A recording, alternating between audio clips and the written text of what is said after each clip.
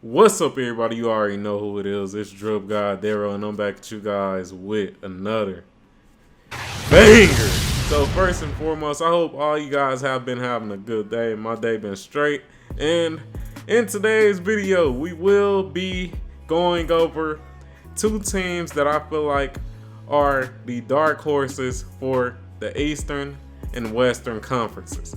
Now, I will actually explain my criteria when it comes to a team being a dark horse, and we will get into all that. But before we do get into all of that, I gotta shout out the new subscribers. So shout out to my boy Day2DN Green.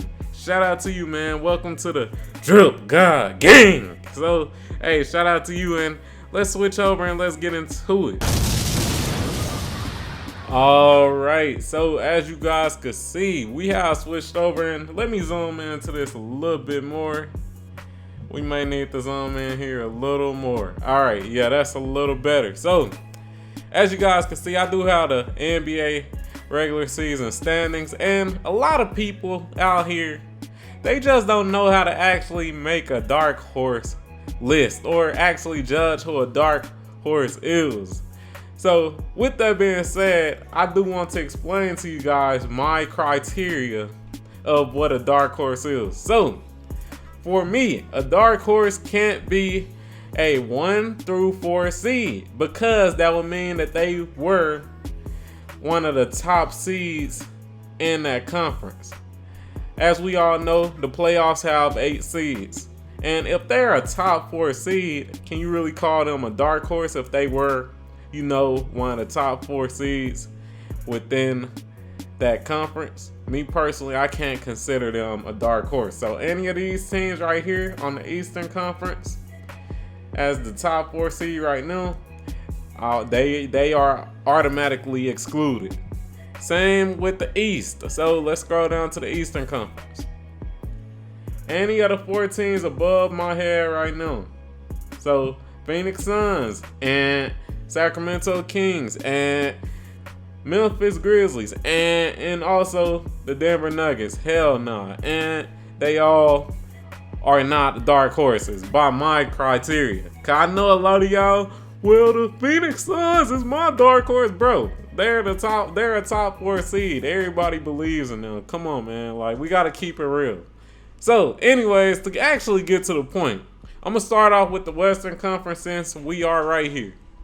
Let's look at these 4 seeds, let's look at these 4 seeds that could be the dark horses. So, we have, as of right now, the Golden State Warriors, the LA Clippers, the Los Angeles Lakers, the New Orleans Pelicans, the Minnesota Timberwolves, and also the Oklahoma City Thunder. Now, we may be able to actually throw Dallas in there, but I'm going to just keep it real, man. It don't look like Dallas go make it to the playoffs.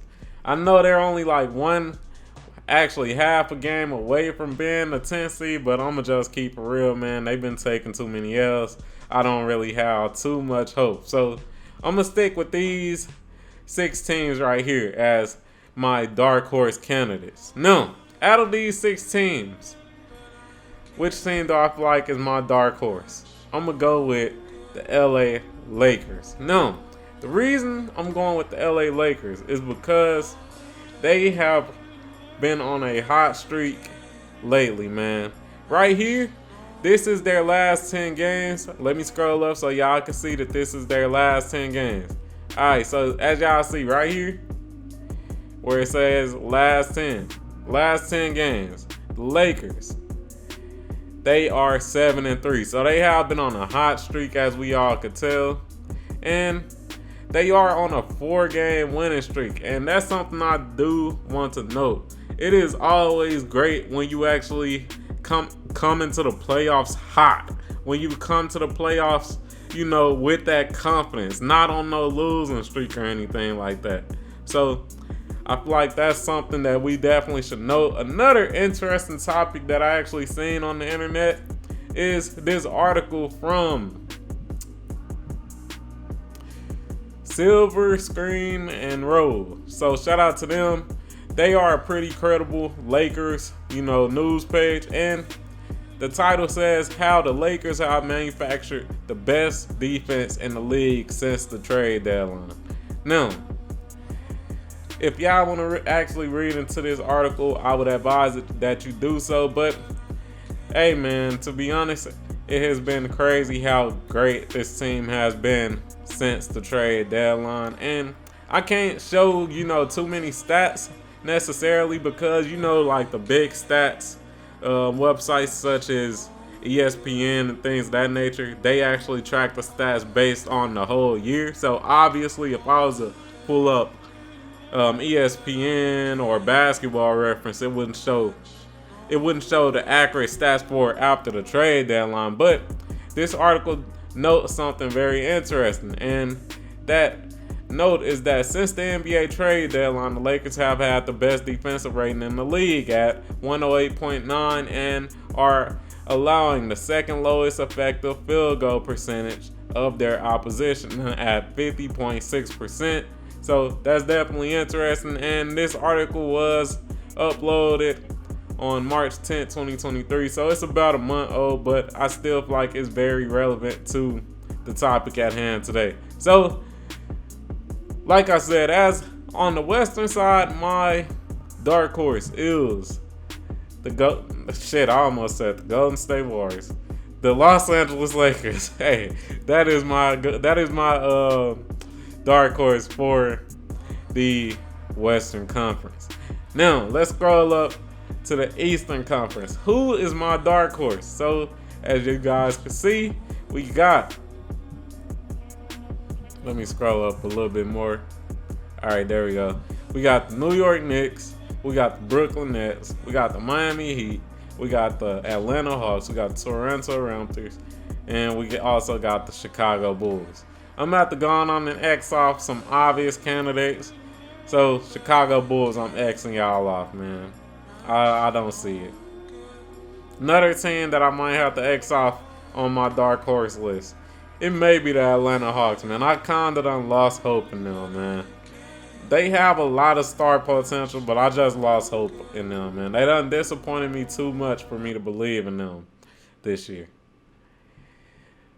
Toronto Raptors, they're iffy, man. They got potential, a lot of long, athletic defenders, but their offense can be sometimes lackluster, so I don't know.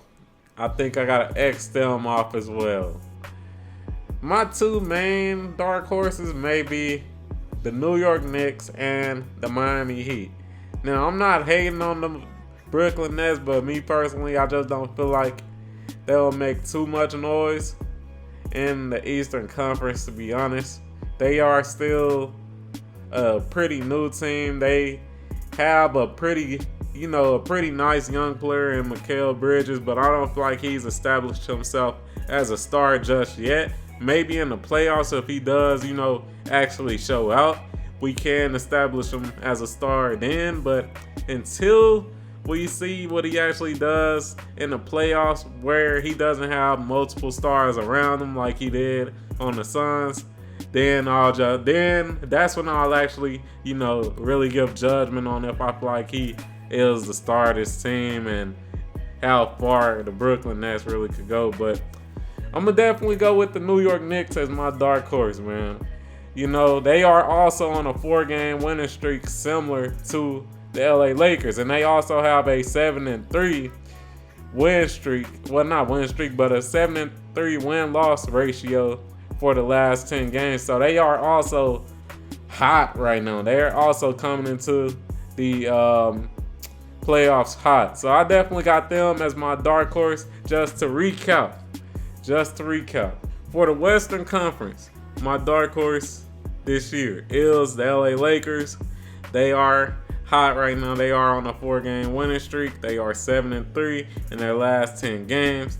Based on that article we seen, I know it's about a month old. They do have one of the highest ranked defensives in the league. So shout out to them when it comes to that. And then we all know that they have that star power. They got LeBron James, and they also got Anthony Davis, and a lot of nice role players such as Vanderbilt to guard your best offensive player on the opposite team.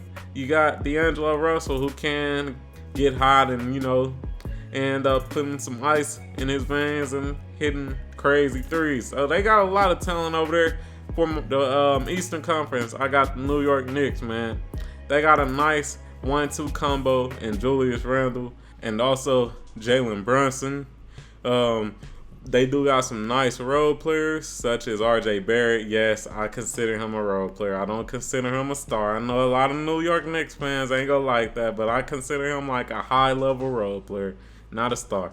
But anyways, they got RJ Barrett, who is a nice role player. They also got Mitchell Robinson, nice role player who can block some shots, pretty athletic. And yeah, man, those are my two dark horses for the Eastern and Western Conference. If you enjoyed this video, like the video, comment on the motherfucking video, subscribe to the motherfucking channel, turn on notifications and all that good stuff, and I'm out. Peace.